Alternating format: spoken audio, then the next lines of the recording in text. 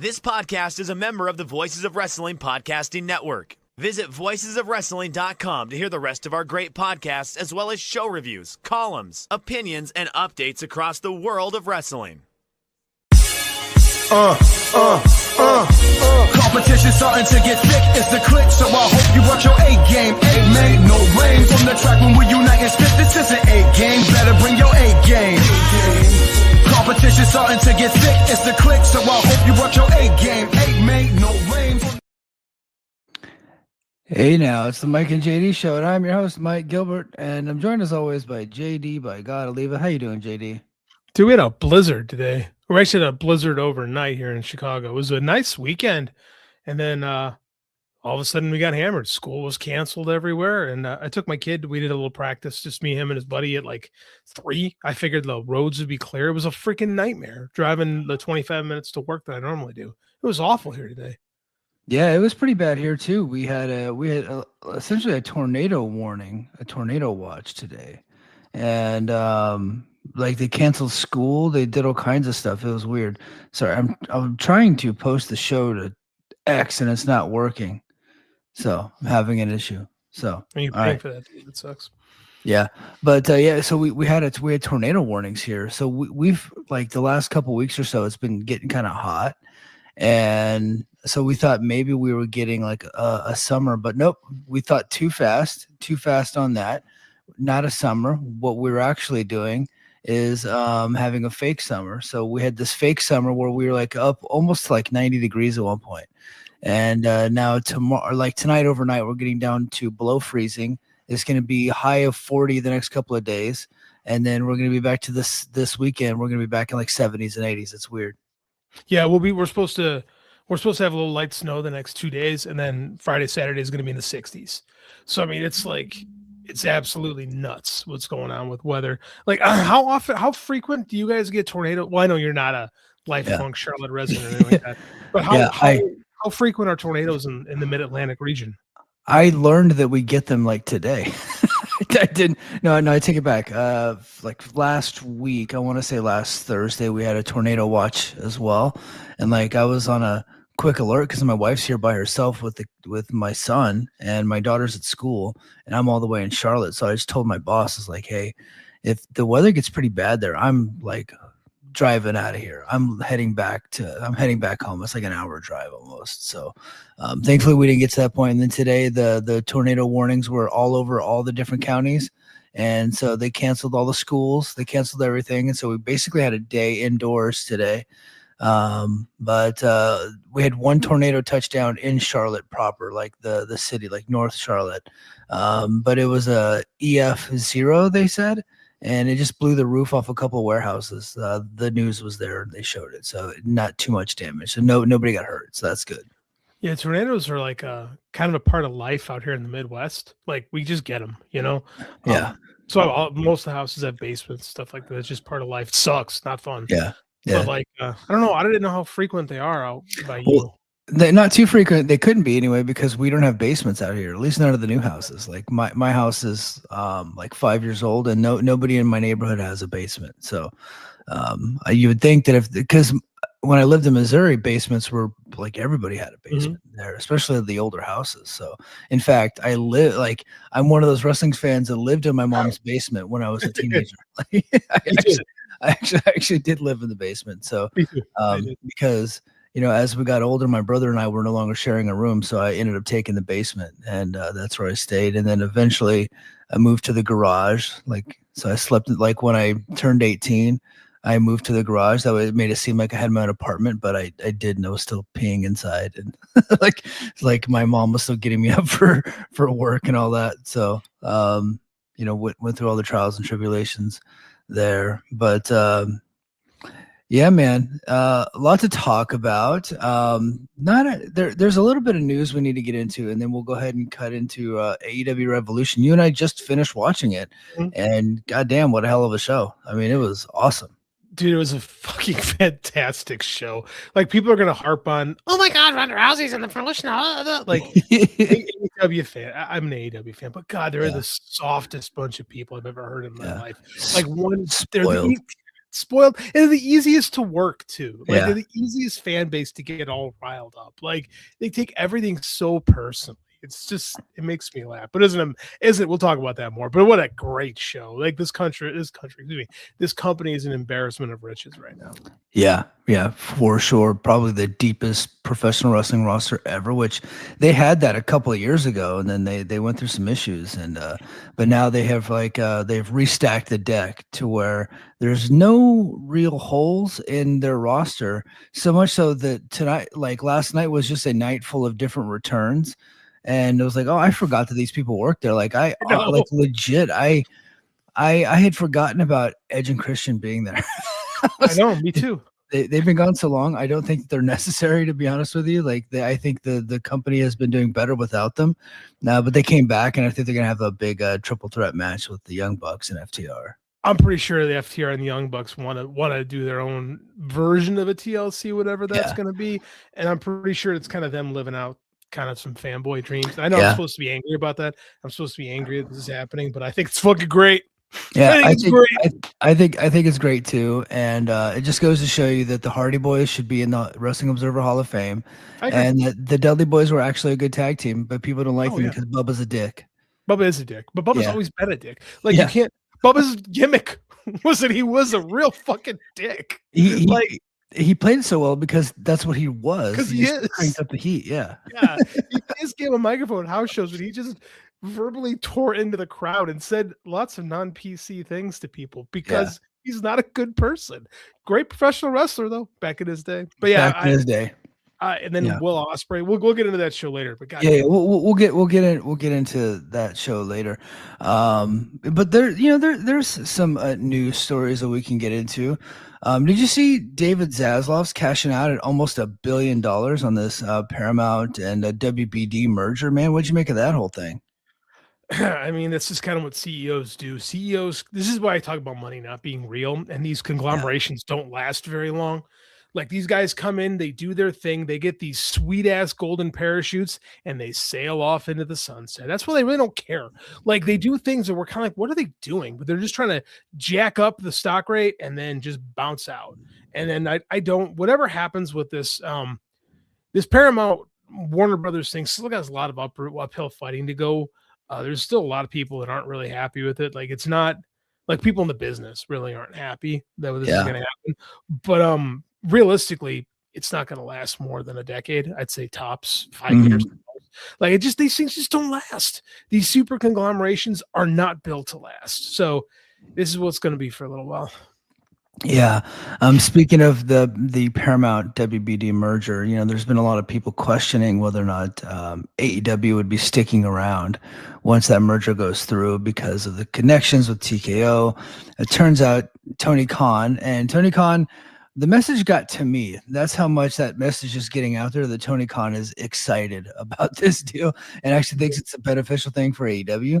But then quietly, I guess they had it planning for a works. That's the quiet part. But they did just release that AEW has their own streaming service now, My AEW. It's an international service, but I think if you know how to work the VPN gimmick, which I don't, so I would literally need to have somebody come to my house and figure it out, because I would only want it working for specific apps. I don't want it to control everything, because I need my local news. That's how I found out we had a tornado. That's important. But some people use the VPN deal, and they're able to watch all of the AEW programming internationally. It's kind of replacing their Triller deal that they had. And then AEW also just signed another. They got themselves back onto DAZN Global, so they're back on DAZN now, all at the same time. Some people have connected the dots, thinking that is AEW's way of having a landing spot should this Paramount deal go south. You do it. I do. Tony went above and beyond to make sure that people know he's safe. And TKO. I mean, PFL's on ESPN. Dave made that point. TKO, I don't foresee this being a massive issue because it's specifically UFC, which I don't know. They're having their own issues right now, so we have to kind of. I mean, it's UFC. I don't see the brand is too big to fail. But it's pretty hard to fail that brand. But they're struggling for what UFC is at the moment. So let's let's kind of pump the brakes on this. I do think these international deals are more to replace Triller, which is kind of on its last legs, which is fine. I do think that if something were to happen to AEW, I think they have a landing spot on Amazon Prime. Like, I'll just maintain that they have a good relationship with Amazon, and that's just kind of how that thing is going to go. I don't foresee. I mean, that's monopoly stuff, so I don't foresee that. And Tony's got the money to fight it. You know, Tony can throw bad money to have a lawsuit drawn out forever. So I don't know. I think people make a bigger deal. Like, WWE does not have the kind of power to manipulate networks that people think that they do, and they never really have, because this kind of goes back again. This is like know your history thing. WWF tried to pull those moves in the 80s and 90s, and it wound up biting them in the butt big time. So they're going to try to maneuver stuff, but they don't have the power that you think they have, especially with AEW. Is just, I know the narrative is, oh, they're a dying brand, but all their metrics are up from where they were a year ago, big up from where they were 2 years ago. Yeah. The company's getting hotter. I don't want to say they're hot right now, but they had a big crowd in LA last night. They sure as hell did. More than they had.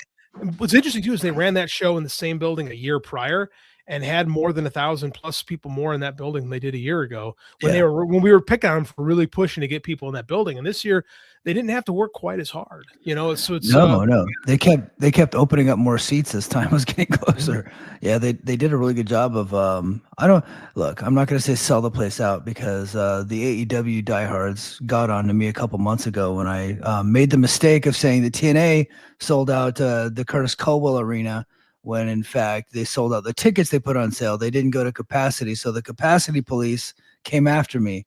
But 12,000 people, that's insane for a show in LA, for real, because LA is not like a great wrestling town either. No, it's not. It's a good sports town, and if stuff is interesting, they'll go. And I think that Tony booked a good show for that crowd specifically. A lot of lucha on that show. Smart. Right? It's real smart. I was telling Andy about that. We were watching the matches, and he said, "Oh, there's a lot of luchadors on this show." I said, "Yeah, man." So they're in LA, and that was when they announced Mystico was all elite. I'm like, "Yeah, man, it's real smart." Man. Mystico is so much news, so much news coming out of the show. I know. It's ridiculous. We definitely have a lot to get into. It's like the least surprising all elite tag of all time. He's been working with the company for 2 years now. But I mean, now they got to do that, and it's great, because we have seen this with MLW. Court is a smart man. Well, I'll give him shit for the end of time. Yes, but he knows how to get asses in seats, right? And whenever they came to Chicago, they said, "Oh, by the way, Mystico's here." Boom. You know, they're gonna put Mystico anywhere there's a large Mexican American community, LA, Chicago, right? You just say, "Oh, hey, my Mystico is going to be here," and people are going to go, because Mystico is a legitimate draw.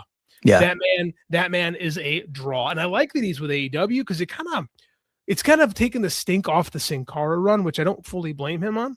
Right. You know what? I don't know how many people remember the Sin Cara run. It was so short-lived. He didn't get a ton of television time. It did not go well. I bet you if you polled the average fan and say who do you like better, Mystico or Sin Cara, most of them wouldn't even know who Sin Cara is, especially because he was replaced after a while, right? Like, they probably don't even know that Mystico and Sin Cara are the same. They for a time were the same person. That's probably accurate, but I know probably for the guy, I'm sure it gives him like he's so, man, that dude can just eat up adulation like nobody. Like he's so good at it. Old school. Yeah, very much. So I mean, I think probably for him having, I don't know if he'll have a second run in America like as with Sin Cara, but he can be like their Mil Mascaras, a guy they just bring in when they need to, which is great. It's great to have depth on the bench when you can bring in one of the greatest wrestlers of his generation to hey, we gotta juice the houses here. Let's go get Mystico. It's pretty awesome. Yeah. No, it's cool. I mean, I think that's been the best part of this CMLL signing, the CMLL partnership between them and AEW, because AEW can actually get these guys under contract and they get to use them as often as they want, but it also fights off AAA, because AAA is coming for their talent. There was actually some rumors over the weekend that Soberano was going to go there, but it turns out that was not the case. That was a false report, but they should be leery of that stuff, because those contracts in Mexico, I don't think hold any water, but when you sign with AEW, that actually is an ironclad contract. Yeah, it's real smart for the CMLL to utilize that. It kind of, that's always been kind of the knock with CMLL, because they do pay old school. You pay on the house, and they're doing great business right now.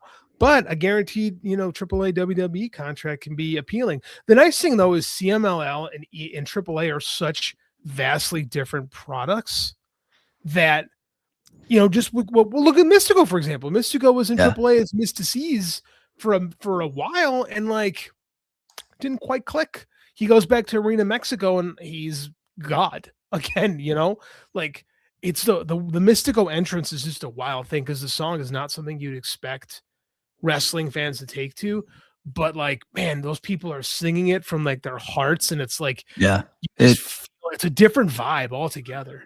It reminds me of Canelo's entrance. I don't know. You're not a big boxing guy, right? Not a big boxing guy, but I have seen that. I'm pretty sure that's the inspiration for it, because Mystico's had several theme songs over there, but that crowd, just that Arena Mexico, which kind of bleeds over here. I can't wait to go to Chicago the next time Mystico comes out, because I guarantee you're going to get that same vibe. Big Mexican community in Chicago. So we're going to feel that.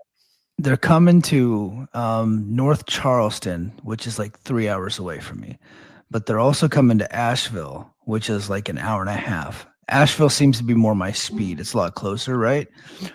But there's a bigger Mexican population in Charleston, because that's why MLW picked that place, by the way. Or it's smart. Yeah, he's smart, because they were having the CMLL talent. I think they did Mystico versus Austin Aries, and that was that great match that I was telling him. That Joe Lanza actually recommended to everybody, and then I went and watched it, and I recommended it too. And it was there in Charleston proper at the theater there, and it was filled with mostly Mexican Americans. So it's got a big population down there, and so I'm like, man, it's a Wednesday night. There's no way I can do it out and back, because the show's not going to end until 11:30, I'm sure, because they got Collision. I was like, oh man, I'm probably gonna end up going to Asheville, but I would really like to experience Mystico in Charleston, because I think that would just be a blast. Yeah, I agree. I did a Peoria Dynamite once. Peoria about 2.5 for me. Yeah, that's a commitment. Yeah. So when I went to Atlanta, that was on a Friday. So I just went down there, and I got a room, and then just got up the next morning and came back. So that was fine. So. Wrestling TV shows are on like the worst days, like Mondays, Wednesdays. This freaking sucks. Like you got to work. Normal people got to work in the morning, man. Next story: NXT got canceled off of Peacock, and their next show. I had no idea. Really? Their contract expired, so canceled is a bit strong. I'm being a bit hyperbolic there, but the NXT is no longer on Peacock. Saturday Night's Main Event is, so they still have that deal. So now Stand and Deliver is going to be on YouTube, because they don't have a new deal to put their pay-per-views on. So it's actually going to be given away for free on YouTube coming up next month. That's a surprise, because WWE usually doesn't get caught with their pants down like that. I mean, who cares? It's NXT. NXT is not the hot product it was a year plus ago. I think that I'm surprised they didn't roll that into the ESPN deal. Although it's possible ESPN doesn't give a shit about NXT.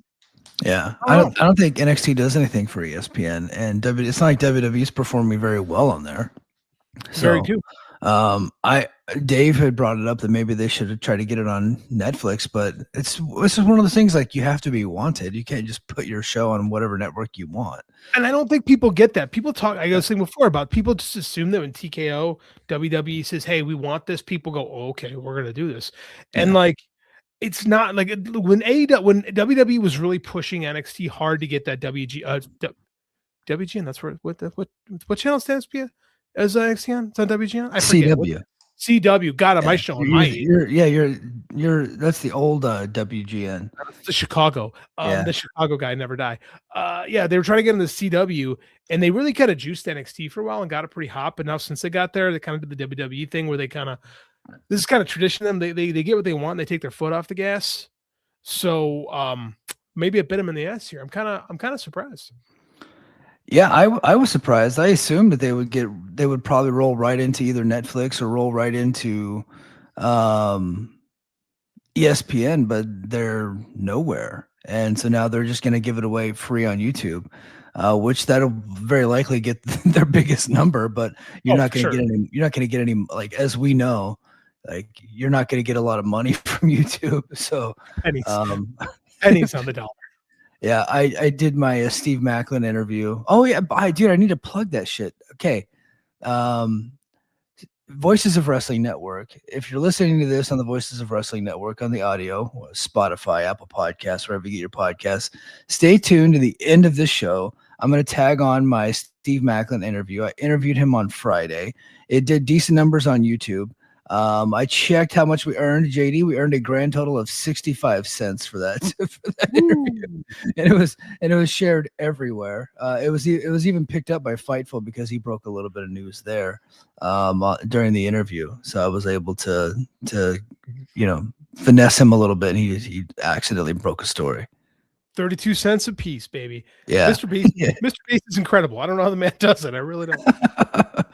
Yeah. But yeah, so stay tuned. It was a good interview, about 20 minutes. And then coming up, I think I'm going to do it tomorrow. Tomorrow I'm going to do some something up for the Patreon on my lunch break. And I had some questions that I needed to ask him, but I just didn't have time. We got cut off because TNA was on the call, so they kind of had like a hard out. So I just DM'd him and was like, hey, do you mind just answering these questions? Because they came from the Patreon community. So tomorrow, patreon.com/the Mike and JD show.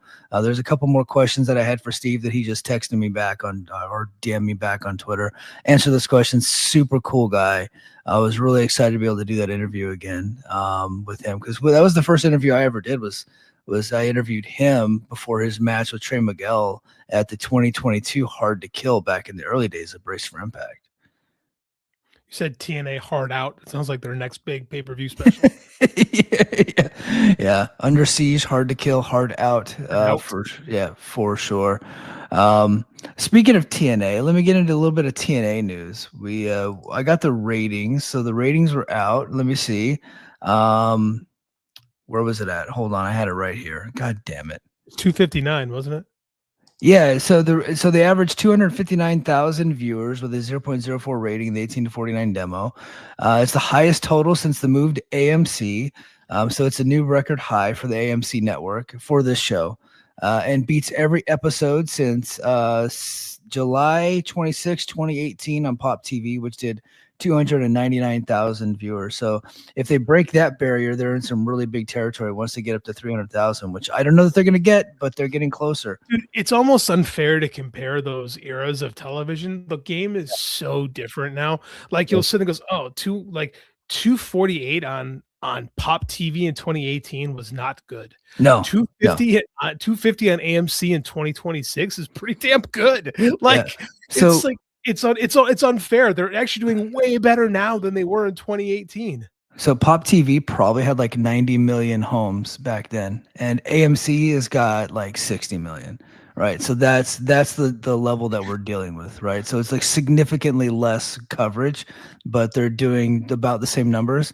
And I guarantee you, every company, AEW didn't exist 8 years ago, but WWE would love to be doing the numbers they were doing 8 years ago, right? Dude, everything but the NFL would love to be doing what the numbers they did in 2018. We're in such a different television space. Like there's so many more streaming services. There's so much more competition for eyeballs. Like it's a different world. This is why I hate when people they try to compare it to like the 90s, right? You can't even compare it to a decade ago. You can't even compare it to COVID era stuff. Like it's a different world altogether. Yeah. And TNA consistently breaks the rules as far as what makes sense. Like they buck every single trend in television and pretty much have since the onslaught. It's just what TNA is. Yeah. Yep. Stay tuned tomorrow for my Twitter. Me and Dobby the Brain Heenan, Patreon subscriber, we got a article coming out. I'm going to release my first ever Twitter article. Because he did a deep dive into the numbers for AMC for their other shows, and we're going to have like a compare and contrast, and we're going to tell everybody how TNA is actually performing up against the other shows on that network, which is kind of a cool study. Like he actually has been compiling the numbers, so he and I are going to collaborate, and I should be able to get the article out tomorrow. If not, I'll get it out Wednesday, and it'll be up to date thing. But I'm going to release it on Twitter. I'll do a Twitter article. That's kind of cool, actually. You're doing it that way. I think people should take this in consideration that AMC isn't paying much for TNA right now. So you can't expect it to do what Dark Wind's doing. but Yeah, at the same time, it's significantly cheaper for it TNA, is. which But is good. That's good, man. spoiler, they're actually pretty close. Just a little Really? bit, just a little bit of a spoiler. So far this year, they're actually pretty close. So, and for 2 weeks in a row, what TNA has not been beating the movie, like their nightly movie, because AMC is known for their classic Movies. movies, right? Right. Yeah. So before, the movie was actually higher rated with a higher rated demo, and then it would drop when it's getting into TNA, but TNA is now outperforming those movies, which is wild. They're probably one of the few wrestling shows out there that's actually beating their lead in. So That's yeah. unbelievable. When does the deal expire with the AMC? I don't know the deal, but they just said multiple year. I am assuming it's like they probably have like observation period, so they're probably going to reassess it probably like every 6 months or so. But that is, I don't know that for a fact. I'm just saying that, like, I don't have any details. They are going to get a nice uptick. Yeah, Next time the contract negotiation comes around, they have severely outperformed all expectations. and that's why we're doing this article tomorrow. Not that we're trying to get TNA any more money. TNA is not paying us for this, although if they wanted to, I would accept the money. But we're just trying to take a look at their business and what it could mean for the future of the company and the future on AMC. If they're doing numbers commensurate with the other shows on the network, right?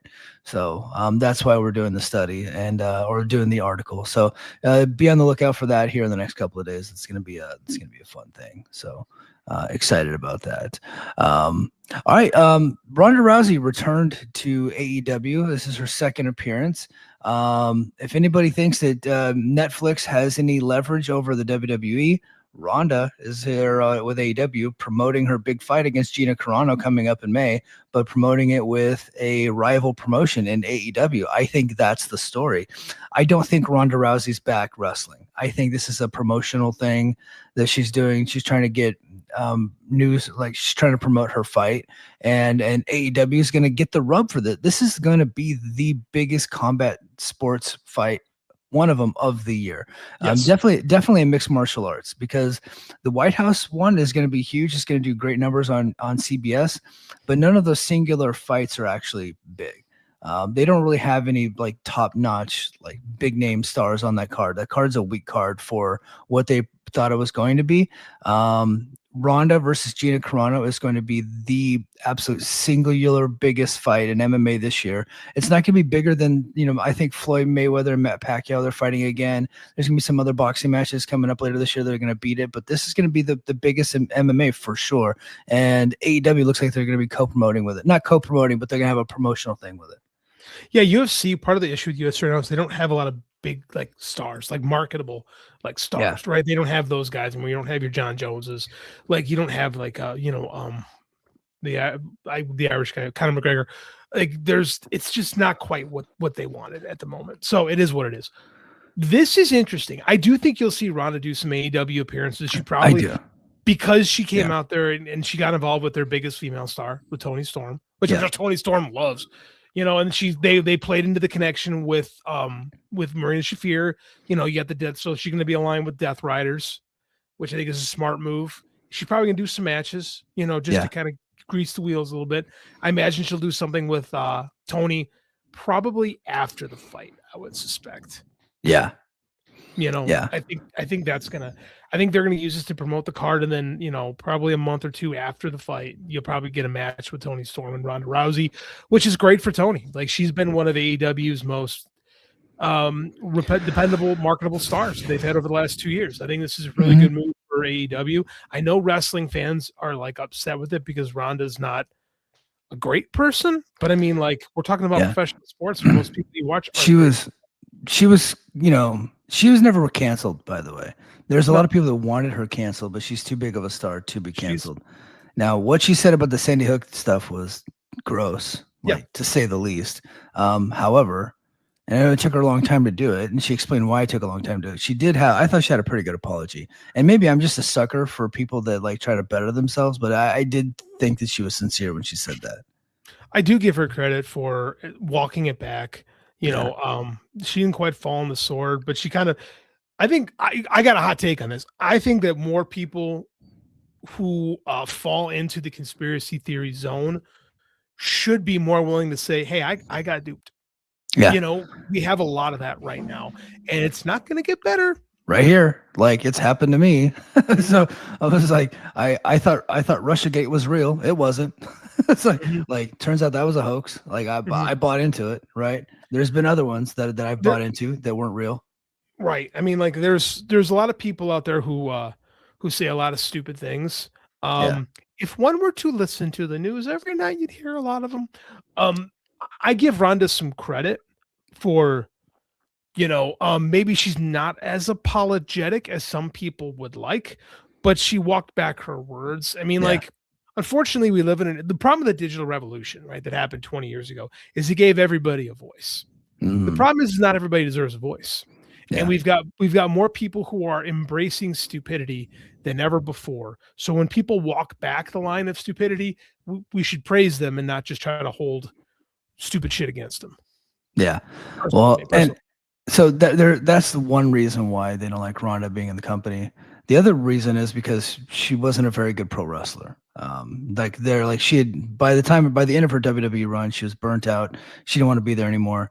And her matches stunk to high heaven. And AEW fans watched them gleefully because WWE was really bad when she was in the company. And so they don't want bad wrestlers in their company. And I think they see Ronda Rousey as just a celebrity who also happens to be a bad wrestler. I thought her matches early on were pretty solid. I do too. Now, I'm a Ronda Rousey fan. Me too. And I cannot wait for this fucking fight with Gina Carano because I'm also a Gina Carano fan. I know they're like older now, but I don't care. They're still gonna have it's gonna be a fun fight. So I don't think it's gonna be a very good fight. I think it'd be a fun fight. I don't think it's gonna be a very good fight. Right. Ronda Rousey's the biggest star in women's MMA. Okay.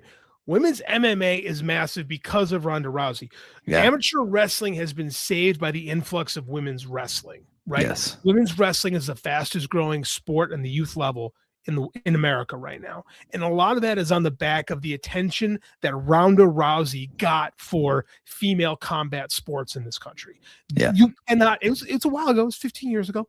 But I mean, like, you can't deny that. Like, she is a massive part of a combat sports culture in this country. Like, say what you want. Was she the greatest professional wrestler? No, she did it as a hobby on the side and was able to make money doing it. She ain't the first. She ain't going to be the last. Right? Don't give me that shit if you're on the other side watching Logan fucking Paul. So, I mean, is she going to come here and win the title? No. They're going to have her do a thing.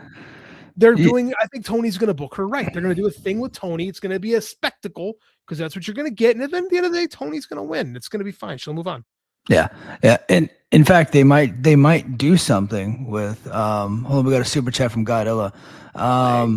They might do something and bring in Shayna Baszler too. So because she's a free agent. So I could see them doing Ronda, Shayna, and Marina Shafir versus like Tony and Willow and Harley Cameron, something like that. I could see them doing something like that too. And then maybe eventually getting to Tony and Ronda, who used to work together in the same company. I get the feeling they know each other a little bit. And Tony Storm has figured out how to get over with just being a personality, right? Yeah. I think Marina Shafir is not a great professional wrestler. No. And Tony Storm got a hell of a fucking match out of her last night because Tony Storm, I think we're forgetting this, Tony Storm is a really good professional wrestler. She is. Hold on. God Illa, $5 super chat. What's up?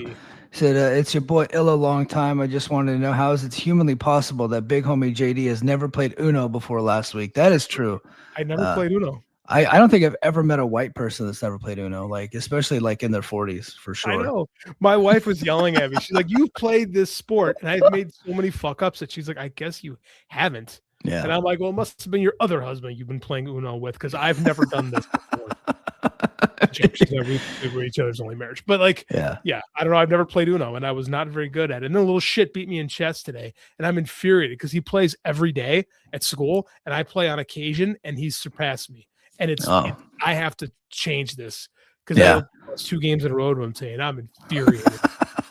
I did want to make mention. So when I was at TNA on last Friday at the tapings, they gave me an A-game energy drink, like they were handing them out because that's their sponsor. Not energy drink, but like it's a like a electrolyte drink. It's like Gatorade, right? Oh, okay. It's Johnny Damon, the baseball player.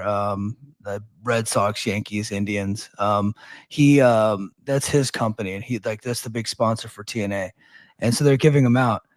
And I'm like, I tweeted at them because they were talking about their sponsorship of TNA, and I'm just like, if you guys want to raise your A game, you need to have this track by Godzilla and Reva VMS as your title track. And I actually put the YouTube video on there, and I linked the iTunes link on there. So everybody go and tag A game, whatever, hydration, whatever their Twitter's called, and try to get them to use this track as like our theme song. That's been the theme song since we switched over, as their main track, because I think that would be perfect for them. That would absolutely rule.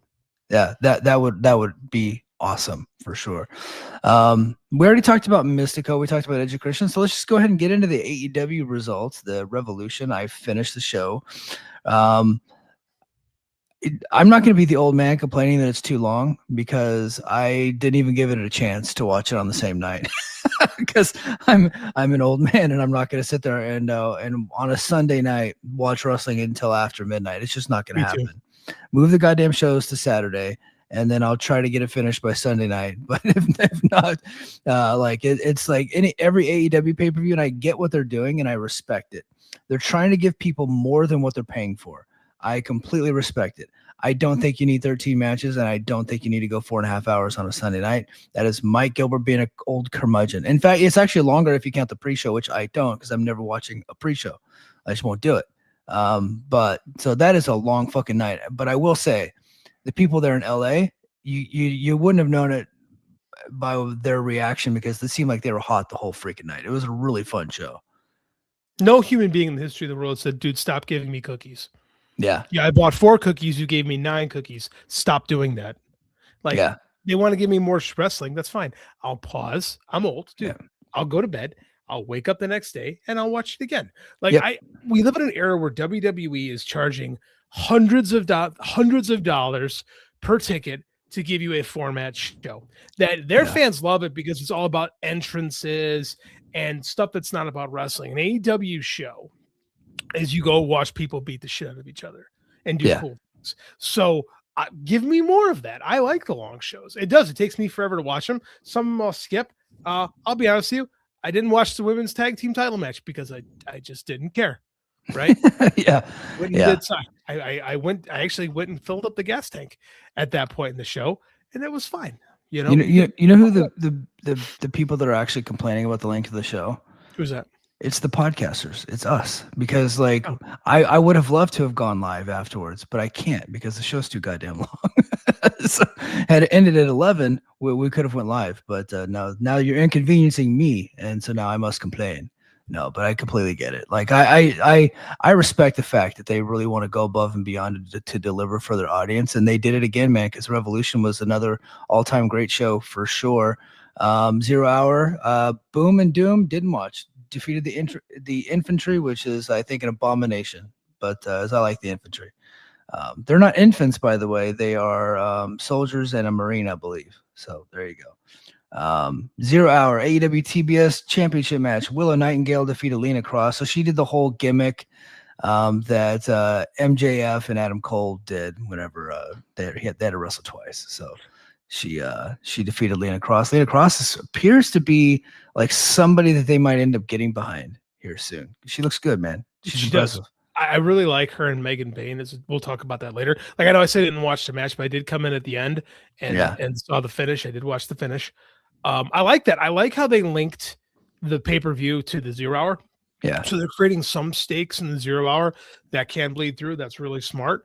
I think that if you have Megan Bayne and Lena Cross, just make them the chick road warriors and have them kill everybody. For sure. They look like you say they're like monsters, and you get like the wrong idea in your head. These are like volleyball players. Like that's the build that these two have, and they dwarf most of the women in this company. Remember when we talk about how, oh man, the women's division in AEW is not great? That ain't the case anymore, man. There's a lot of talent in this company. There's a lot of female talent in this company, And I think they had to quietly rebuild. Oh, you know what? That reminds me. Somebody did ask us a question. Let's get to this question real quick because it we got a question. revolves around the AEW Women's Division. You guys think Britt Baker is being iced out? Anyone saw her tweet from yesterday? I did see her tweet, and she's absolutely being iced out. But that might be her own fault. I don't know. I don't know the situation behind it, but she's cleared to wrestle. But I don't think that they want to let her wrestle. So she's for sure being iced out. But she's getting paid. So what are you gonna do? Why do I want to watch Britt Baker wrestle right now? Like, Britt Baker was not very good at wrestling. I know she got the whole DMD thing over, and I know that we like get upset for people that were originals that aren't getting a fair shake, but she doesn't seem to be very well liked over there. So when the contract ends, she can go to WWE and show up out of the box, and it's working good for Danhausen. It's fine. Like, I'd much rather watch what we have now. Like, Tekla's way better than Britt Baker. Yeah. And I like Britt Baker. And I think maybe they might be martyring her a little bit. Maybe when she does show up in WWE, she might be a big deal. But for how long, Mike? Because she's not very good at wrestling, and the women in WWE that are on top are also pretty damn good. So like they are. She's like Chelsea Green level, but she doesn't have Chelsea's personality. She's still got a big personality. But Chelsea Green, like I think could be like on Broadway. Chelsea Green's legitimately funny. Like Chelsea Green gets over like with like actual like talent. Like, she's more like Harley. Like, dude, Harley Cameron, who got a lot of shit last week for a legit mistake, is better wrestler than Britt Baker. So I mean, like, I don't shed tears for this. Like, the title match was great. Like, why do I want to get Britt Baker back? I don't care. Yeah. All right. So Jungle Jack, he defeated Ricochet and 19 other dudes. That's what it says here on Cage Side Seats. That was just the first one that popped up. In a national championship blackjack battle royal. So he is the new national champion. I picked up where they were like the last two guys in the match. So but that was fun while it lasted. Everybody was wondering where Jungle Jack was at. Well, they were just kind of holding him off TV until to bring him here in LA, his hometown. And he is the new national champion. So there you go, Jungle Jack. Imagine a feud with Ricochet again for that title. Yeah, it'll be fun. The Mike Gilbert match of the night, the Mike Gilbert Thirst Trap, FTR, my favorite tag team, defeated Young Bucks, the Shawn Michaels tag team, in another goddamn classic match. And I know people did not want to see this match because we're sick of FTR, I guess. But FTR proves they're still one of the best to ever do it. The Young Bucks are probably the best to ever do it. It's our modern Midnight Express and Rock and Roll Express. Like these are the top two tag teams. It's Brett and Sean. It's Midnight and Rock and Roll. Like, these guys fucking rule. Had another great match. FTR got the victory. FTR has been in this company for 6 years. I really am overholding the fact that they first got together in WWE over them. Like that's some type of a bad thing. They are a phenomenal tag team, and them and the Young Bucks have this like generational rivalry between them where we can go back to it at any time. And I get tired of people pretending that FTR aren't fantastic. I don't understand. Like, because they were friends with CM Punk. Yeah. 4 years ago when this thing happened, they've re-signed contracts. They've done great work in this company. Like, we have to let go. CM Punk is gone. Like, we have to let go of all the stench that was on this place in 2022 and 2023. It's long gone. Like, that was a great match. They were bleeding like stuck pigs. They had a good story to them. It was a shit ton of like big moves, which is exactly what you expect from these two teams, right? It's everything I want from tag team wrestling. And FTR won, and it also got us to the spot where you can get Cage and Copeland back out there. And like, I'm interested. I'm interested to see what's going on. I don't think any of this is a bad thing. And I'm tired of pretending that people who are older have nothing to give in this place. And you can yell at me and call me a traitor all you want. Like the fact that I'm not upset about this, but FTR fucking rules. Cage and Copeland are a legendary tag team, and I want to see these three wrestle each other one more time. It's great. I'm sorry. Yeah, it should be a lot of fun. One of the things I think that people hold against FTR is whenever they were in the WWE, their whole gimmick was they were the anti-Young Bucks, right? And they were the anti-independent, right? No flips, just fists. Like they were the real wrestlers and everybody else is play wrestlers. They're Jim Cornette disciples, right? They love Jim Cornette. So that's what they're holding against them. Guys, it's was a fucking gimmick. It was a goddamn gimmick. They work. They're friends with the Young Bucks. They've had 5 classic matches with the Young Bucks. I guarantee you they love Kenny Omega. They love all those guys, right? Yes, they're friends with CM Punk. Yes, they prefer Bret Hart. That is their preferred style of wrestling. So is a lot of people in that company, right? Yes. And there's nothing wrong with that, right? That's why they work so well with the Young Bucks. It's the yin and the yang. Like they are the perfect matchups. That was the big difference between Midnight and Rock and Roll, right? Like that's why they mesh so well. Midnight Express and the Fantastics. That's why they mesh so well. The Arn and Tully versus the Rock and Roll Express. They were completely different tag teams, worked perfectly together. That's why we have these things. FTR is our Arn and Tully. FTR is Arn and Tully. Let's look at Arn and Tully. Hey, and when Arn and Tully were in the WWF, who was their rival? The goddamn Rockers. That's right, and it fucking worked. Yes. So, what are we upset about? I don't understand. You can't have 2 guys doing Young Buck stuff against each other. Like it works better when there's an opposite. Like let good wrestling happen. I don't understand why we have to get so I don't understand why we don't have to get so tribal about everything. Even the people in the damn company who have re-signed multiple times with the company. Yeah. I don't get it. Yeah.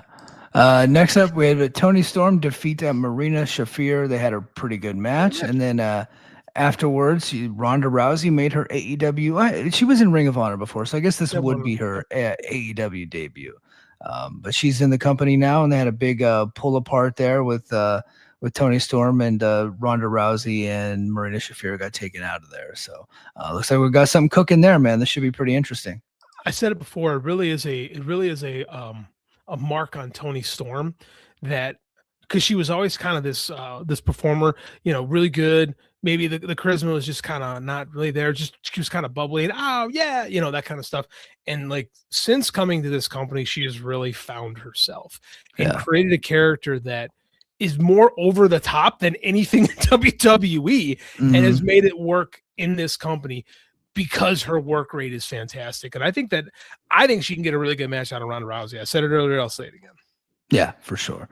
Next up, we got Jon Moxley defeating Konosuke Takeshita, retaining the AEW Continental Championship.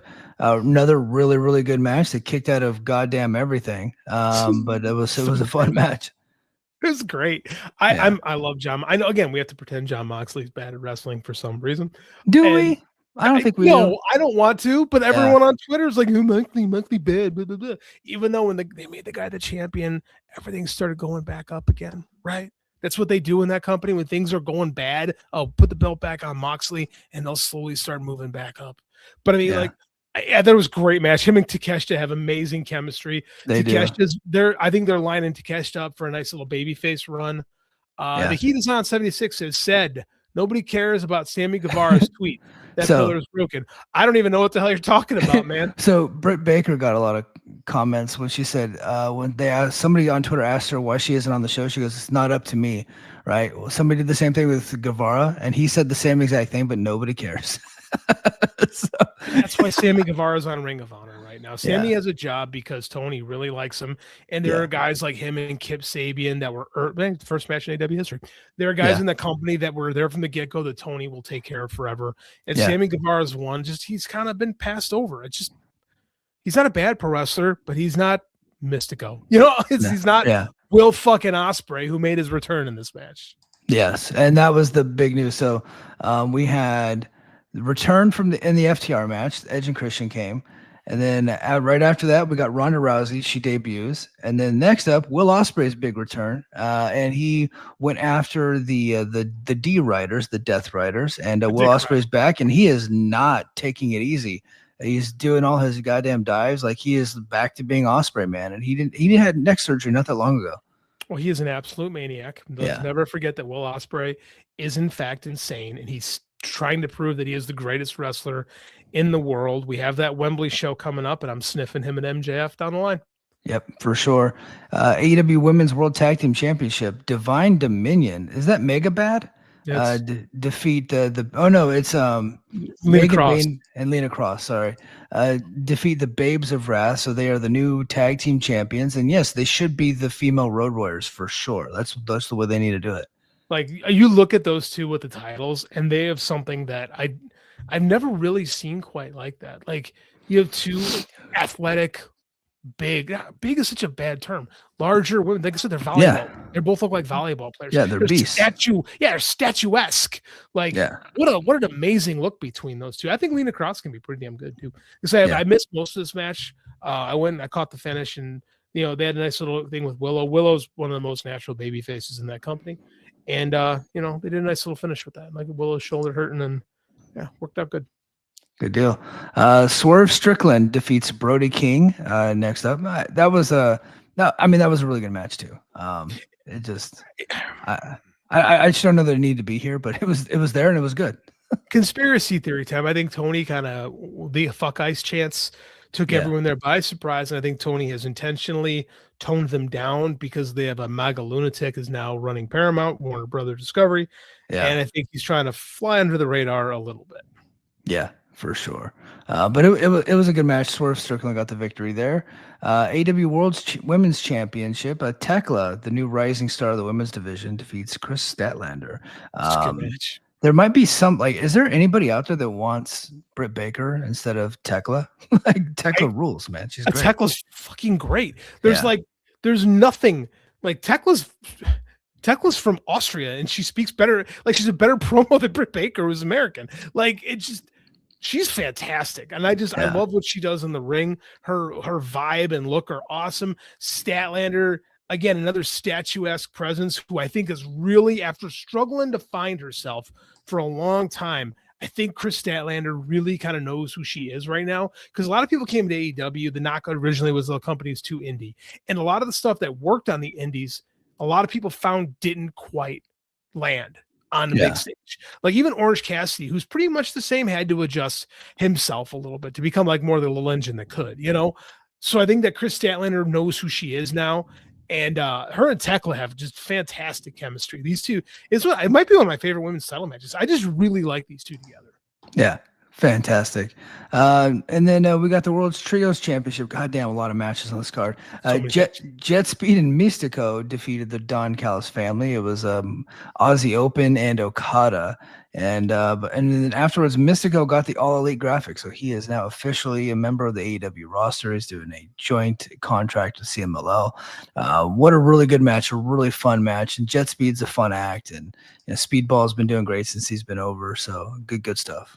I was harsh on Speedball when he was in TNA, when we had when I was on Brace for Impact with you. I think this is the best use of Mike Bailey, is in a tag team with Kevin Knight, who's this young up and comer who's just fantastic and has got a shit ton of charisma.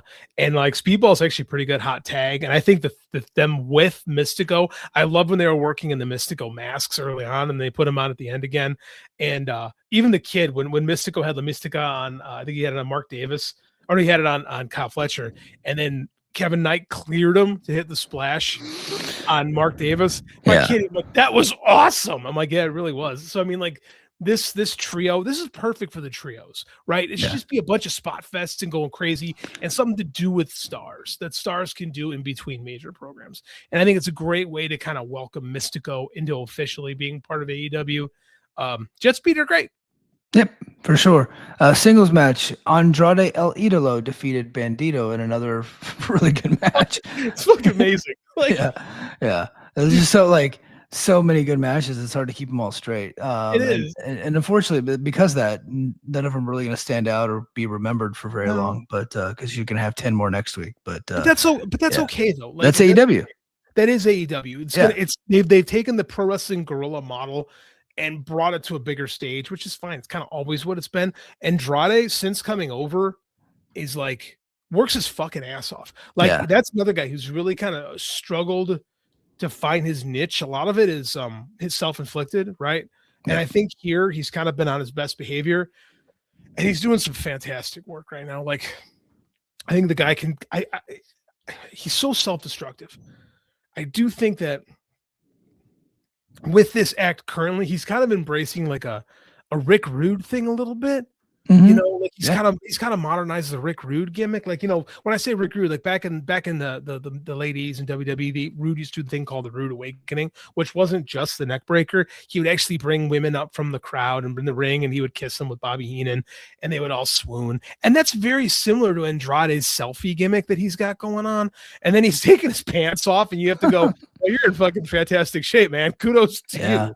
So, I mean, like, he's really found, like, he's really kind of embraced this, like, I'll say it, a modern day Rick Rude kind of a thing. And it's working really well. I do think he could be a main event player in this company. I've always believed in him as a main eventer. He just couldn't get out of his own way.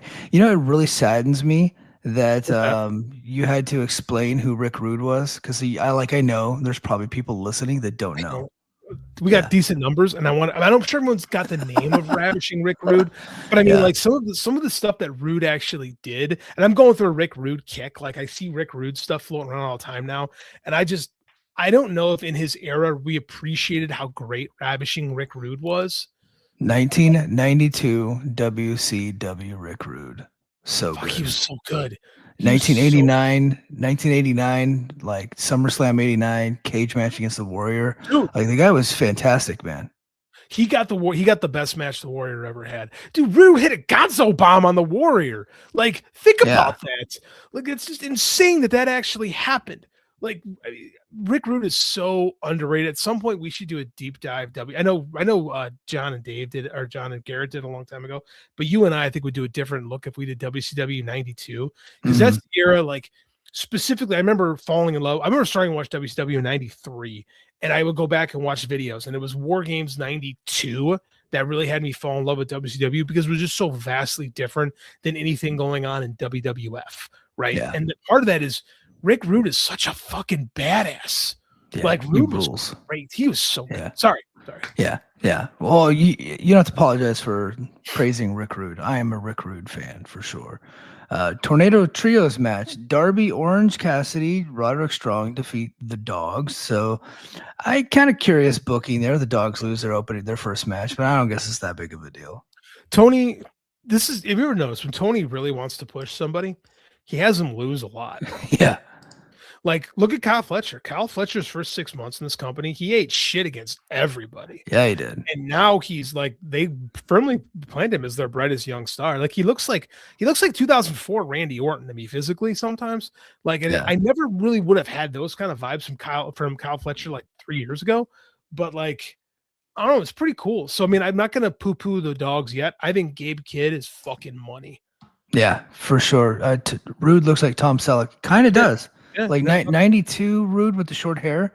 Yeah. I'm currently, it's on Tubi. I'm watching Runaway starring Tom Selleck, where it's a Michael Crichton movie. Michael Crichton, who famously did Jurassic Park, but this is like 10 years earlier.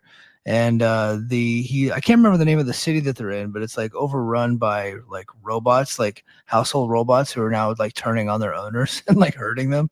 And I think it might be Detroit, yeah. And he's like a cop who runs their their runaway division. So he's catching runaway robots. He's like investigating them. And evil Gene Simmons is in the movie, and he is putting like these microchips to get the robots to turn. Like, they have like early drones in the movie. Like I think this might have been like the first ever drones, except for like maybe Star Wars, but they had drones in the movie, that all kinds of like technology that we have now that they were just like fucking pulling it out of their ass in like 1984. It's amazing. James. Yes, Thrawn Kill. Thank you, sir. You are a scholar and a gentleman, my friend. Yes, Gene Simmons was the villain. Yeah, excellent handle too. Excellent handle. Thrawn Kill. Beautiful name. Good knowledge, sir. All right, let's get to the main event. AEW Men's Championship match. Maxwell Jacob Friedman defeat Hangman Adam Page. Hangman, 34 years old, as Brian Alvarez said on his show last night, can never challenge for the world title ever again unless AEW decides to break their step, which they have never done before, unless they figure out a way to do that. Now, thankfully, AEW has 1,000 titles. He can hold all those titles, but he is no longer eligible to hold the World's Championship. It was a bloody, disgusting, uncomfortable match. There was a point in time where Maxwell Jacob Friedman pulls out a hypodermic needle and shoves it through Hangman's cheek, just like the Swerve Strickland thing. And I was like hoping that my wife didn't come downstairs because I was like, I would be embarrassed if she was watching. It's like saw that on the TV. Thankfully, she missed it, but she did see some of the barbed wire stuff. She's like, "This is disgusting." I'm like, yeah, you're right, it is. But it's also pretty awesome. So sorry, honey. I'm not a good person. My bad. No, But, we're horrible. We're horrible yeah. human beings. But it was a fun match. I loved it. I'm kind of over the Hangman. You've been over the Hangman since the whole CM Punk thing. Like you just like because he's kind of a twat. He kind of is. Like I should love the Hangman. Yeah, I'm a fan, but he's a twat. I'll be honest with you. Like I remember watching Being the Elite in 2018, the whole shit he did with Joey Ryan and all that, and Joey Janela, and I'm just like, this guy I should love this guy, but he's such a fucking dork. Like, yeah. And everybody, the fact that everybody will like he's the martyr of AEW, and I'm on Twitter. Part of the reason why I don't like being on Twitter anymore is because I get tired of AEW fans, and anytime something happens to the Hangman, people just fucking lose their shit. And like, I tried to geek myself up at one point, like, oh, he could be like Magnum TA, he could be like Magnum TA, and then my Andrade comparison to Rick Rude just ratifies for me that Hangman Adam Page will never be as cool as Magnum TA. I don't know. Like, I'm kind of happy he's out of the title picture for hopefully ever. I know he won't because he'll turn heel. And that was the most interested I was in when Hangman is when he had his little heel turn with the shorter hair. Mm-hmm. I don't know, man. I'm ready for something else. Like I was kind of disappointed they put him back in the main event so quickly. Me too. Like I'd rather see MJF. There's other guys in this company I'd rather see MJF work with. I'd rather see him work with Swerve again. I'd rather see him work with Will Ospreay specifically. I'd rather see him do something with like with Andrade, quite frankly. Like or Mystico again. I'd love to see Andrade I'd love to see MJF and Mystico with the title on the line. I think that's a show that can draw really Did good. you see their Arena Mexico match? I did. I Beautiful. loved it. Yeah, beautiful. Imagine you could still, because that happened in Mexico, you could run something similar here, right? In a Chicago, right? In Los Angeles, in one of those kind of towns where people will eat out of Mystico's hand. And I think it could be huge. And just, I don't know, sometimes I think Hangman gets in the way. Quite frankly, like I just kind of get over the Hangman sometimes. Yeah, but I mean, he's a hell of a pro wrestler. He was really good in this match. I didn't say he wasn't. He's really like, and this match was really, really good. Was it too violent? Probably, but I'm also not like a giant weenie. Like I don't care. But there were times where I'm like, I'm glad that my wife and kids are not around because like I don't want them to see this. So, but like I'm a bro, so I can handle this shit. I'm not the biggest deathmatch guy.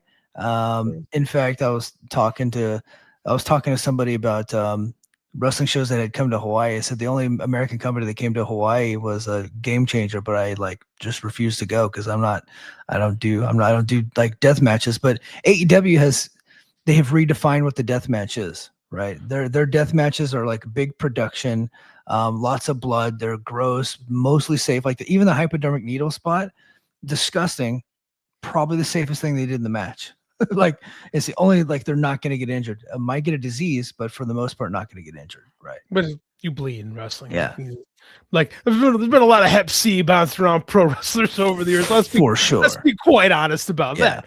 I do agree with you. I do think, and because the WWE is so safe with their hardcore matches, where you get the kendo sticks and the trash cans, and the fact that the other company is like, okay, I'm going to run these skewers into your face. Like it's another level. It's just, I don't love it, but I appreciate it. And I like when they get a little violent sometimes on that program. I think it's good. And I like that there's blood in AEW, and I like that it's different than WWE. WWE feels just so homogenized to me. And like, it just doesn't do anything for me. Like, that's why I'm happy Danhausen found the perfect place for him where he can make a lot of money and not really do anything. Right. Yeah. It's perfect home. But when I watch AEW, I want to watch Will Ospreay do a fucking big old flip. I want to see, John Moxley make somebody bleed. Like I actually do like seeing it because Hangman is a kind of a closet sick fuck. So as much as I don't like get into him as a character, when he gets out there wrestling, like he can get pretty gnarly from time to time. Yeah. So, I mean, like I appreciate that. So man, I like having the gory stuff. Again, Magnum and Tully. right? Yeah. There's a place in wrestling for things like that. And I think that for too long it was kind of hushed away from wrestling. And GCW is different. That's just like It comes then I across feel as sleazy when they do it. But it does. I when feel like when a tennis shot. when AEW does it, it doesn't come across as sleazy. It just comes across as like, yes, it's violent, but it's more of a spectacle. Yeah, I just feel like a lot of those game changer guys, they just don't have any other choice in life. So it kind of comes across as sad. It's like seeing an old lady be a stripper. It's just weird. Yeah. But let's see. Brother BKL Sportertainment Show. Brother, I'm going to give you some advice right now. And I respect that you're in my chat and I love you. The name of that show is way too long. Let's dial that back a little bit. But I appreciate you. I respect you. What's good, Mike and JD? Happy 316. Everybody will say 1, 2, 3. Hell yeah. Yeah. You know what? I wish I would have worn my Stone Cold and Bret Hart t-shirt. I do have one. And in fact, I was actually shopping. I was on WWEshop.com. I have not been on that website forever, but they had a sale on Stone Cold shirts, like vintage ones. I was like, oh, I'm going to get a vintage one. But they didn't have my size. I was like, what the hell? So I was kind of pissed. And so actually, the only time we did leave the house today was my daughter. She's been sleeping on her own for like a week. So we said, if you sleep on your own for a week, we're going to take you to Claire's and get you this headband that she's been wanting from Claire's. Like, that like girly store with the earrings and the stuff. You don't have a daughter, but it's like, yeah, you understand. I know. I have a wife. I remember being in high school. I don't know what Claire's is. Yeah. So we took her to Claire's. And so while we were there, I actually was like, I wonder if they got those vintage Stone Cold shirts at Hot Topic. So I ventured over to Hot Topic and I was there with all the goth kids. And I'm like a 42-year-old dad with receding hairline. And they did not have the vintage Stone Cold shirts. They had modern shirts in vintage style. And I'm not going to go get a Roman Reigns t-shirt in vintage style. So I did not get one. But I wanted a Stone Cold shirt to have for the show tonight. She got a headband, you said? It's like a fancy headband. It's like, no, it's got like sparklies and like stuff sticking off of it. She can wear at school. Like I think some of her friends have those. Yeah. That's very cool. So I was actually going to watch a Revolution last night for like start it. But my daughter wanted to show me that she could braid Elsa's hair. So I was in her room for like an hour watching her braid this doll's hair. I understand. Yeah. Dad life, bro. We were going to watch the pay-per-view and Andy said, hey, can we watch a couple Simpsons episodes first? Yeah. And I said, absolutely. Of course. Yeah. He's a big Simpsons fan, early Simpsons, like ridiculously huge fan of it. Like he watches it on his own. It shocks me. But like, yes, we watched a couple Simpsons episodes before we did the paper. So happy 316 day, everybody. Oh, happy birthday, Gerard. Big new distribution deal. Gerard. Ryan, happy birthday, Gerard, out of Chicago there, sir. A friend of the show. I hope everybody has a good rest of your week. I will be back on Patreon tomorrow. Go to patreon.com/the Mike and JD show. I'll do more of a deep dive on the TNA ratings and talk some more TNA news and all that stuff. And I'll have my article coming out on Twitter. And I'll be back with Brace for Impact this coming up Thursday night. And then stay tuned, Voices of Wrestling Network. Stay tuned for my interview with Steve Macklin. And until next time, mahalo. Competition starting to get thick, it's the click, so I hope you watch your A game. Made no rain from the track when we unite and spit. This isn't A game, better bring your A game. Competition starting to get thick, it's the click, so I hope you watch your A game.